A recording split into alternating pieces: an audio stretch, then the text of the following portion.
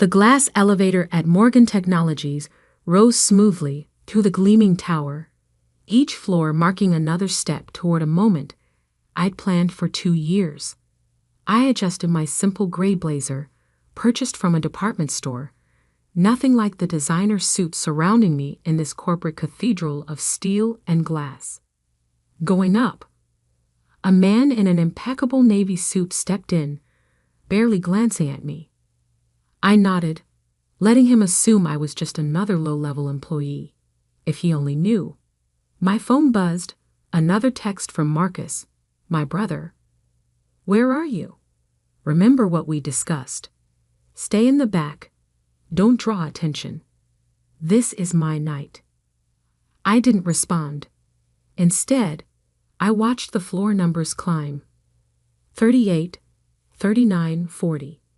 The top floor boardroom awaited, where Morgan Technologies would be announcing their new senior vice president of operations. My brother Marcus, the golden child, was about to receive the promotion he'd been bragging about for weeks.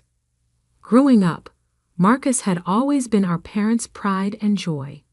While I'd buried myself in business books and studied late into the night, he charmed his way through life with an easy smile and calculated charisma. "Why can't you be more like your brother?" became the soundtrack of my childhood. When I got accepted to business school, Marcus told everyone I was hiding in academia, while he was making real moves in the corporate world. When I completed my MBA, he dismissed it as just paper compared to his real-world experience. The elevator dinged at the 45th floor. As I stepped out, memories of last month's family dinner surfaced. Sarah's still playing at being a professor, Marcus had announced, cutting into his steak. While I'm about to become the youngest SVP in Morgan Technologies history. Mom beamed at him. "We're so proud of you, sweetheart." Some people, she glanced my way, just aren't cut out for the corporate world. Dad nodded sagely. Academic life suits Sarah. Safe, predictable. Not everyone can handle the pressure of real business. I'd said nothing, just smiled and ate my dinner. Let them think what they wanted. They had no idea that while I was hiding in academia, I'd been building something much bigger. Now, walking through the sleek hallways of Morgan Technologies, I felt the weight of the documents in my briefcase. 2 years of careful planning, strategic investments, and quiet negotiations had led to this moment. The boardroom doors loomed ahead. Through the glass, I could see Marcus holding court, his perfectly tailored suit and practiced smile radiating confidence. Our parents sat in the front row, practically glowing with pride. Marcus spotted me and frowned, quickly making his way over. "I told you to stay in the back," he hissed. "This is my moment. Don't embarrass me by trying to network or whatever you're planning." "Don't worry," I said quietly. "I'm not here to steal your spotlight." He eyed my simple outfit with disdain. "Good. Just try to look professional at least, and don't mention we're related." As he walked away, I checked my watch. Right on schedule, Miranda Chen, the CEO of Morgan Technologies, would be arriving to make the announcement. What Marcus didn't know was that I'd met with Miranda many times over the past year, but not about his promotion. The room quieted as Miranda strode in, commanding attention without effort. She took her place at the podium, shuffling her notes with practiced precision. "Ladies and gentlemen," she began, "thank you for joining us today. We're here to announce some significant changes at Morgan Technologies." Marcus straightened his tie, ready for his moment. "But before we discuss any promotions," Miranda continued, "I have an important announcement. As many of you know, I've been searching for the right person to take Morgan Technologies into the future. Someone with vision, integrity, and a deep understanding of where this industry is heading." She paused, scanning the room. Marcus's smile widened. That search led me to someone who impressed me not just with their business acumen, but with their innovative approach to technology and leadership. Someone who quietly built an investment portfolio that includes controlling interests in 3 of our major competitors. Marcus's smile faltered slightly. This wasn't part of his script. Over the past year, this person has been systematically acquiring shares in Morgan Technologies through various investment vehicles. As of this morning, they've succeeded in purchasing a controlling interest in our company. The room broke into confused murmurs. Marcus's face had gone pale. "Ladies and gentlemen," Miranda said, "please join me in welcoming the new owner and CEO of Morgan Technologies." She turned and extended her hand toward me. "Dr. Sarah Mitchell." The silence was absolute as I walked to the podium. Marcus stumbled backward, his carefully planned speech falling from nerveless fingers. In the front row, our parents sat frozen, their expressions a mixture of shock and disbelief. "Thank you, Miranda," I said, taking my place at the podium. The documents in my briefcase would wait. Right now, I had a company to address, and a lifetime of underestimation to correct. The boardroom remained frozen in shocked silence as I stood at the podium. Miranda Chen stepped aside, a slight smile playing at her lips. She had kept our secret well, understanding exactly why this moment needed to happen exactly this way. "Before we continue," I said, my voice steady, "I believe congratulations are in order. Marcus, would you join me up here?"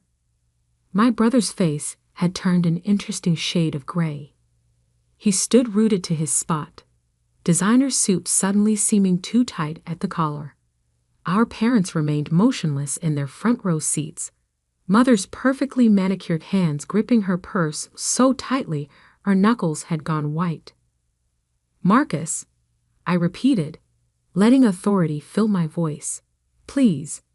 He moved woodenly toward the podium, each step looking like it physically pained him. The whispers had started now, rippling through the crowd as people connected the dots between our shared last name. "As you all know," I continued, "Marcus was to be announced as your new Senior Vice President of Operations today." I paused, letting the tension build. That announcement will still be going forward, though with some adjustments. Marcus's head snapped up, hope and confusion warring on his face. Over the past year, I've had the opportunity to review everyone's performance records, including Marcus's. While his sales numbers are impressive, there have been some concerning patterns in his management style and strategic decisions. I opened my briefcase and removed a folder, watching Marcus's eyes track my movements.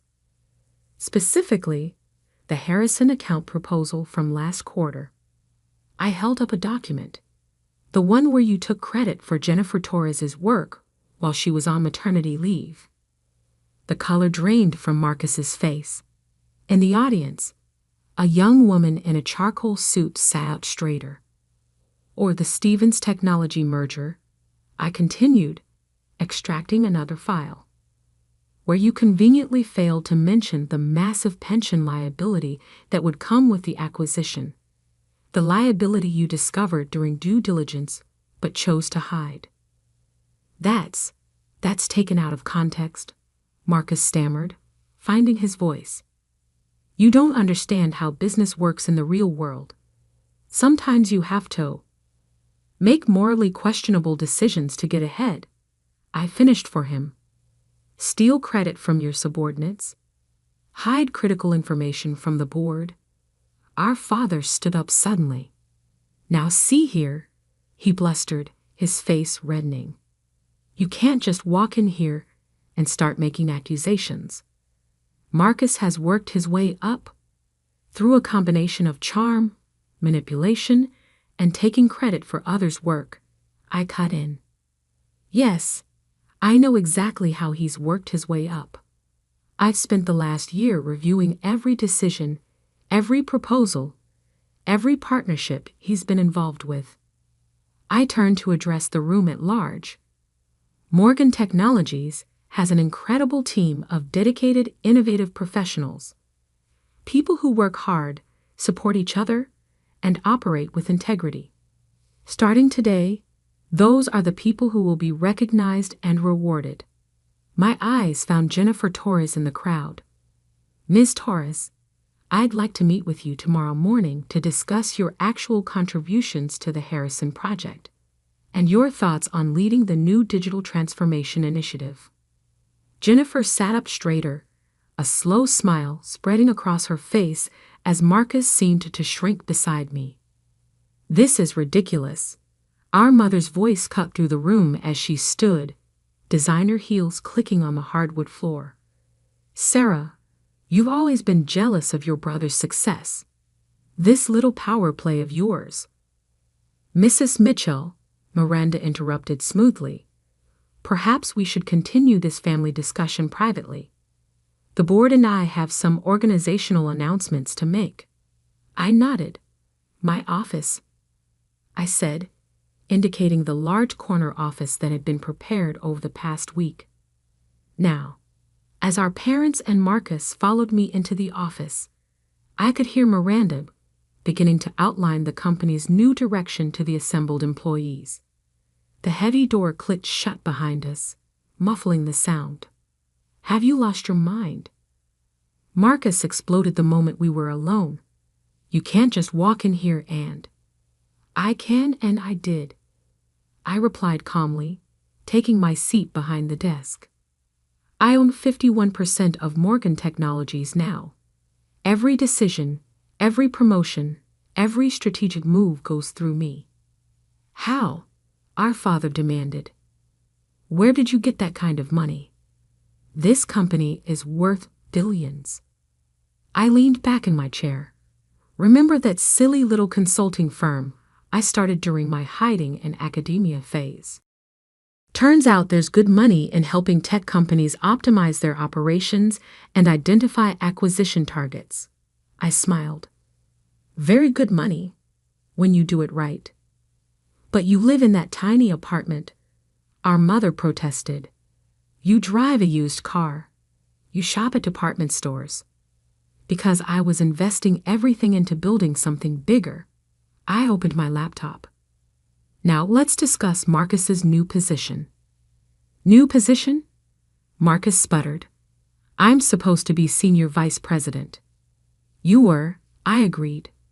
But given the pattern of ethical violations I've uncovered, that's no longer appropriate. I pulled up a document on my screen. Instead, you'll be taking a lateral move to our new Minneapolis office as a regional sales manager. The blood drained from Marcus's face. Minneapolis? Sales manager? You can't do this to me. Minneapolis is lovely this time of year, I said mildly. Though I hear the winters are quite cold, you might want to invest in a good coat. Department stores have some excellent options. Our father slammed his hand on my desk. This is outrageous. We'll fight this. The board won't stand for. The board, I cut in, has already approved all personnel changes. They've known about this transition for weeks. Only the three of you were kept in the dark. I stood up, straightening my simple blazer. You have until the end of the day to clear out your office, Marcus. Your flight to Minneapolis leaves tomorrow morning. First class, of course. I'm not completely heartless. And if I refuse? Marcus challenged, though his voice shook slightly. Then you can explain to potential employers why you were terminated for ethical violations. Your choice. I checked my watch. Now, if you'll excuse me, I have a company to run. As they filed out of my office, shoulders slumped in defeat, I caught a glimpse of my reflection in the window. The simple gray blazer didn't look so plain anymore. It looked exactly like what it was, the outfit of someone who had worked for everything she had, who had earned every step up the ladder. But my day wasn't done yet. Not even close. Because what my family didn't know was that Morgan Technologies was just the beginning. The real changes, the ones that would reshape not just our family dynamic, but the entire industry, were still to come. I picked up my phone and dialed a familiar number. "Everything's in place," I said when the line connected. Time for Phase 2. 3 months after taking control of Morgan Technologies, I sat in my office reviewing quarterly reports. The Minneapolis weather update on my screen showed heavy snow. I wondered if Marcus had bought that winter coat yet. A soft knock on my door interrupted my thoughts.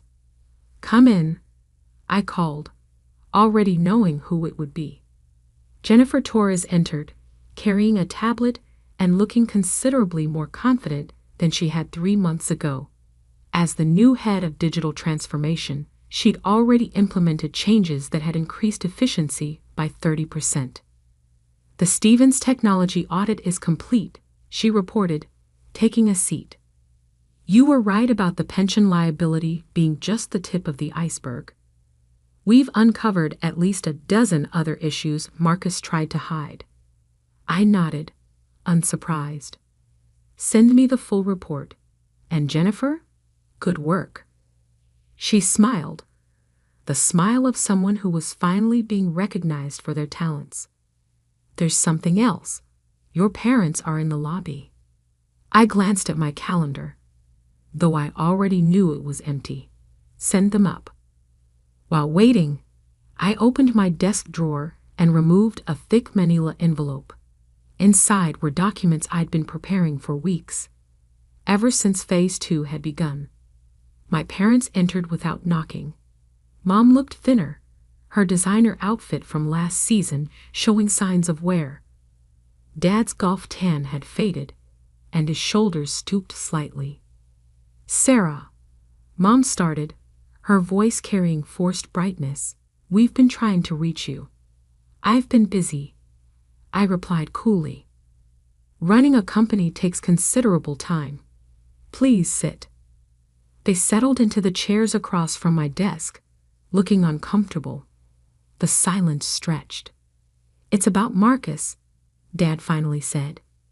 "He's struggling in Minneapolis. His performance reports reflect that." I agreed. "His sales numbers are well below target. He's not used to the cold," Mom interjected quickly. "And that tiny apartment. Nothing like his condo here. Couldn't you find something closer? Maybe a position in the Chicago office?" I leaned back in my chair. "Has Marcus mentioned why his numbers are down?" They exchanged glances. Dad cleared his throat. "He says the clients there are different, more demanding." "They're not different," I said. "They just expect actual results, not empty promises and stolen ideas. Marcus can't coast on charm there because I specifically instructed the regional director to verify all his work." That's harassment," Dad sputtered. "That's accountability," I corrected, something Marcus has never had to face before. I opened the manila envelope. "Which brings me to why I've been trying to reach you both as well." Their eyes fixed on the documents I spread across my desk. Property records, bank statements, investment portfolios. When I was reviewing Marcus's financial records, I found some interesting transactions. I continued. "Large transfers from your accounts to his, dating back 5 years. Money that came from mortgaging your house. Twice." Mom's hand flew to her throat. Dad's face paled. "He said it was for investments," Mom whispered. "Special opportunities." "He lost it all," I said quietly. "High-risk trades, failed startups, gambling. The second mortgage payment is due next week. You can't cover it, can you?" Dad's shoulders slumped completely. We We were hoping that I would bail you out, I finished. Like you bailed him out, over and over, while telling me I didn't understand real business. Tears welled in Mom's eyes. Sarah, please. We'll lose the house. I pulled out another document. This is a proposal. Morgan Technologies will purchase your house at market value, clearing both mortgages. You can continue living there, paying rent at 30% below market rate. Their eyes widened with hope. But, I continued, there are conditions. First, you'll both attend financial management counseling. Second, you will not send any more money to Marcus. And third, I met their eyes firmly. You will acknowledge, in writing, how you've treated me all these years. That's blackmail, Dad protested weakly. That's accountability, I repeated. Something this family desperately needs. I stood and walked to the window, looking out over the city. For years, you dismissed my achievements, belittled my choices, poured all your love and resources into Marcus while treating me like an afterthought. I turned back to face them. That ends now.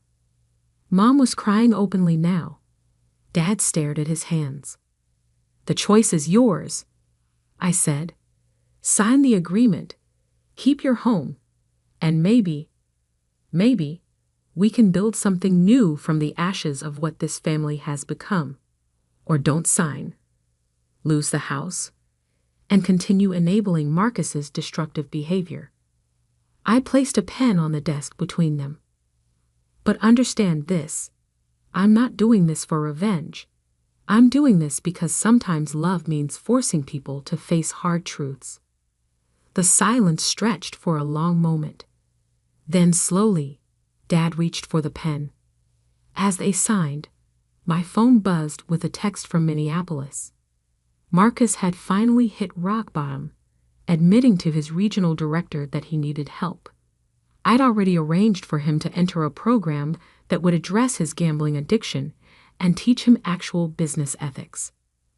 Looking at my parents, I saw something I'd never seen before in their eyes when they looked at me. Respect. And maybe, just maybe, the beginning of understanding. The car will take you home, I said, pressing a button to summon my driver. The counselor will contact you tomorrow to set up your first session. They stood, looking somehow both smaller and lighter than when they'd entered. Sarah. Mom paused at the door. I'm sorry. For everything. I nodded, not trusting myself to speak. After they left, I sank back into my chair and finally let out a long breath. Phase 2 was complete. The family that had dismissed me for so long was finally seeing me clearly, not just as a successful businesswoman, but as someone strong enough to help them face their own failures. Jennifer knocked again, entering with a fresh stack of reports. The board meeting starts in 10 minutes. They're eager to hear about the new expansion plans. I smiled, gathering my materials. Time to focus on the future, not just of Morgan Technologies, but of all the people who worked here. People like Jennifer, who deserved their chance to shine. As I walked into the boardroom, I caught my reflection in the window. The simple gray blazer was gone, replaced by one I'd chosen for myself. Not designer, not flashy, but perfectly suited to who I was. Someone who had built success on substance rather than style. The board members rose as I entered. They'd learned quickly that I was nothing like my brother, and everything a leader should be. Ladies and gentlemen, I began, let's talk about where we're going next. Because success, real success, isn't about proving others wrong. It's about proving yourself right. And I was just getting started. The glass elevator at Morgan Technologies rose smoothly to the gleaming tower, each floor marking another step toward a moment I'd planned for 2 years. I adjusted my simple gray blazer, purchased from a department store, nothing like the designer suits surrounding